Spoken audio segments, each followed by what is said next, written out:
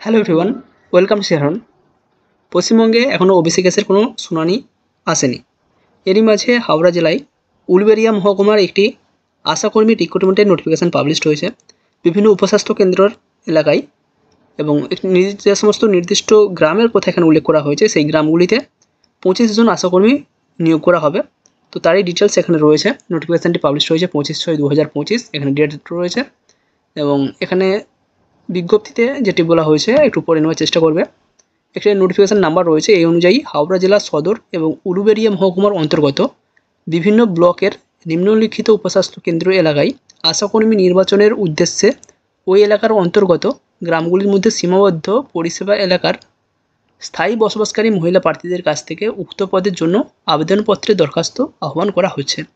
অর্থাৎ এখানে যে কয়েকটি উপস্বাস্থ্য কেন্দ্রের নাম বলা হয়েছে এবং সেই উপস্বাস্থ্য কেন্দ্রের আন্ডারে যে সমস্ত গ্রামগুলি রয়েছে যেখানে আশাকর্মী নেই, সেই নির্দিষ্ট গ্রামের ক্যান্ডিডেটকেই ওই গ্রামে আশাকর্মী পোস্টের জন্য অ্যাপ্লিকেশান করতে হবে। তো এখানে বয়স কী রয়েছে, কারা অ্যাপ্লিকেশান করতে পারবে, কিসের ভিত্তিতে অ্যাপ্লিকেশান হবে, ইন্টারভিউ হবে না কিসের মার্কসের ভিত্তিতে, তো সমস্ত কিছু আমরা এখানে বিস্তারিত আলোচনা করার চেষ্টা করছি এবং কারা কিছুটা প্রেফারেন্স বা সুযোগ সুবিধা পেতে পারেন সেই নিয়েও আমরা আলোচনা করছি। এখানে টোটাল ভ্যাকেন্সি আগে একটা দেখিয়ে দেওয়ার চেষ্টা করছি। টোটাল ভ্যাকেন্সি রয়েছে এখানে 25 জনকে এখানে নেওয়া হবে। এখানে প্রথমে যে শর্তাবলী আমরা দেখতে পাচ্ছি, প্রথমেই বলা হয়েছে কেবলমাত্র বিবাহিত, বিধবা বা আদালত কর্তৃক ডিক্রি মূলে বিবাহ বিচ্ছিন্ন মহিলা আবেদন করতে পারবে। অর্থাৎ মিনিমাম যেন একবার বিবাহিত হয়ে থাকেন সেই ধরনের মহিলার কথা বলা হচ্ছে। এখন বিবাহিত থাকলেও হবে, বিধবা বা যারা ডিভোর্সি, যদি আইনগতভাবে বা আদালত কর্তৃক কোনোভাবে ডিভোর্সির কোনো কাগজ থাকে তাহলে তারা এখানে অ্যাপ্লিকেশান করতে পারবে। আগ্রহী প্রার্থীকে অবশ্যই ওই উপস্বাস্থ্য কেন্দ্রের অন্তর্গত সংযোজনী 2 F কলামে, অর্থাৎ এখানে এটা হচ্ছে আমাদের সংযোজনী 2, তো এবং এখানে F কলামে যেটা বলা হয়েছে অর্থাৎ যে সমস্ত গ্রাম বা পাড়ার কথা উল্লেখ করা হয়েছে সেই গ্রামের বাসিন্দা হতে হবে। নেক্সট রয়েছে 3 নম্বর পয়েন্টে বলা হয়েছে সাধারণ প্রার্থীর বয়স 1/1/2025 তারিখে 30 থেকে 40 বছরের মধ্যে হতে হবে। অবশ্যই যারা জেনারেল ক্যান্ডিডেট রয়েছে তাদের বয়স হতে হবে 30 থেকে 40 বছরের মধ্যে, এবং তার সাথে বিবাহিত বা বিবাহ বিচ্ছিন্ন বা যারা বিধবা রয়েছে তারা এখানে অ্যাপ্লিকেশান করতে পারছে। তফসিলি জাতি বা উপজাতির ক্ষেত্রে 22 বছর থেকে অ্যাপ্লিকেশান করতে পারবে, ম্যাক্সিমাম 40 বছর পর্যন্ত যাদের বয়স তারা এখানে আবেদন করতে পারবে। 4 নম্বর পয়েন্টে রয়েছে প্রার্থীকে অবশ্যই মাধ্যমিক বা সমতুল্য পরীক্ষায় অবতীর্ণ হতে হবে এবং আবেদনকারীর মাধ্যমিক বা সমতুল্য পরীক্ষায় প্রাপ্ত নম্বরই বিচার করা হবে। অর্থাৎ যারা এখানে আবেদন করছে তাদের কোনো ইন্টারভিউ হয়তো খুব সম্ভবত হবে না, কারণ এখানে ইন্টারভিউয়ের কোনো উল্লেখ নেই। যেটা বলা হচ্ছে মাধ্যমিকে যে মার্কস পেয়েছে সেই মার্কসের ভিত্তিতেই সিলেকশন করা হবে।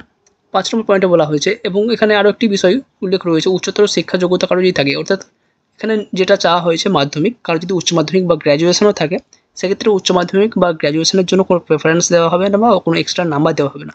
মাধ্যমিকের যে নাম্বার সেই নাম্বারের বেসিসে এখানে রিক্রুটমেন্ট দেওয়া হবে। 5 নম্বর পয়েন্টে বলা হয়েছে গ্রেড 1 এবং গ্রেড 2 স্বনির্ভর গোষ্ঠী সদস্যা প্রশিক্ষণপ্রাপ্ত দায়ী লিঙ্ক ওয়ার্কারগণ সংশ্লিষ্ট বিভাগীয় শংসাপত্র দাখিল করলে অগ্রাধিকার বিবেচনায় যোগ্য হবেন।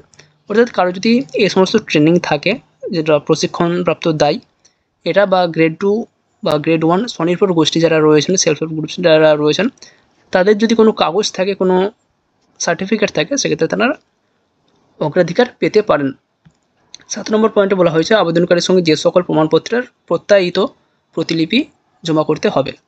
অর্থাৎ এখানে যে অ্যাপ্লিকেশান ফর্মটি এখানে দেওয়া রয়েছে, এই যে আমাদের অ্যাপ্লিকেশান ফর্ম সংযোজনী 1 যেটি রয়েছে, তো এই অ্যাপ্লিকেশান ফর্মটি ফিল আপ করতে হবে এবং এর সাথে আরও কিছু ডকুমেন্টসের কথা বলা হয়েছে যেগুলো সাবমিট করতে হবে। কোথায় জমা দিতে হবে সমস্ত জিনিস আমরা এখানে আলোচনা করার চেষ্টা করছি। কথাই বলা হয়েছে জন্মের তারিখ, শংসাপত্র অর্থাৎ মাধ্যমিকের অ্যাডমিট কার্ড বা যাদের বার্থ সার্টিফিকেট রয়েছে সেটা দিলেই হবে। এলাকার বাসিন্দা হিসাবে ভোটার পত্রের পরিচয় দিলেই হবে, বা রেশন কার্ডের যদি জেরক্স থাকে সেটা দিলেও হবে। উপযুক্ত কর্তৃপক্ষের দেওয়া জাতিগত প্রমাণ অর্থাৎ কাস্ট সার্টিফিকেট যদি যাদের রয়েছে তারা দেবেন। যেটা আমরা বললাম গ্রেড 1 গ্রেড 2 স্বনির্ভর গোষ্ঠীর সদস্য বা প্রশিক্ষণপ্রাপ্ত দায়ী বা লিঙ্ক ওয়ার্কারগণের প্রমাণপত্র যদি থাকে তাহলে দিতে হবে। প্রার্থীর স্বাক্ষর সহ 2 কপি পাসপোর্ট সাইজ রঙিন ফটো, 2 কপি ফটো লাগবে। প্রমাণপত্রগুলির মধ্যে যে কোনো একটি আবেদনপত্রের সঙ্গে যুক্ত না থাকলে আবেদনপত্র বাতিল করা হইবে। অর্থাৎ যে সমস্ত এখানে সার্টিফিকেট বা ডকুমেন্টসের কথা বলা হয়েছে সবগুলো যেন দেওয়া থাকে, এদিকটা আমাদের খেয়াল রাখতে হবে। উপরিউক্ত শর্ত পূরণকারী প্রার্থীদের সাক্ষাতের জন্য সময় স্থান পরবর্তীকালে জানানো হবে। কোথায় মিট করবেন বা কোথায় সিলেকশান রিলেটেড যাবতীয় আপনাদের যদি কোনো প্রয়োজন পড়ে সেক্ষেত্রে কোথায় যোগাযোগ করবেন সেই তারিখ পরে জানানো হবে। অসম্পূর্ণ এবং ত্রুটিপূর্ণ আবেদন খারিজ হবে। যদি কোনো ভুল থাকে বা ভুলভাল ইনফরমেশান দেন সেক্ষেত্রে এটা বাতিল করে দেওয়া হবে। আবেদনপত্র জমা দেওয়ার স্থান সংশ্লিষ্ট সমষ্টি উন্নয়ন আধিকারিকগণের করণ অর্থাৎ বিডিও অফিস, যেটা আমাদের বলা হয়েছে সংশ্লিষ্ট সমষ্টি উন্নয়ন আধিকারিকের করণ বা বিডিও অফিস।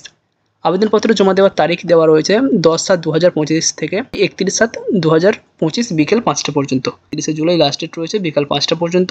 অফলাইনে গিয়ে জমা দিয়ে আসতে হবে। 12 নম্বর পয়েন্টে বলা হয়েছে আবেদনপত্রটি সংযোজনী 1 এবং ব্লক ভিত্তিক আশাকর্মীদের শূন্য পদের তালিকা সংযোজনী 2তে উল্লেখ হলো। এবার আমরা আগে সংযোজনী 2 দেখে নিই। এই হচ্ছে আমাদের সংযোজনী 2। ASHA vacancy position as on June 25 Howrah.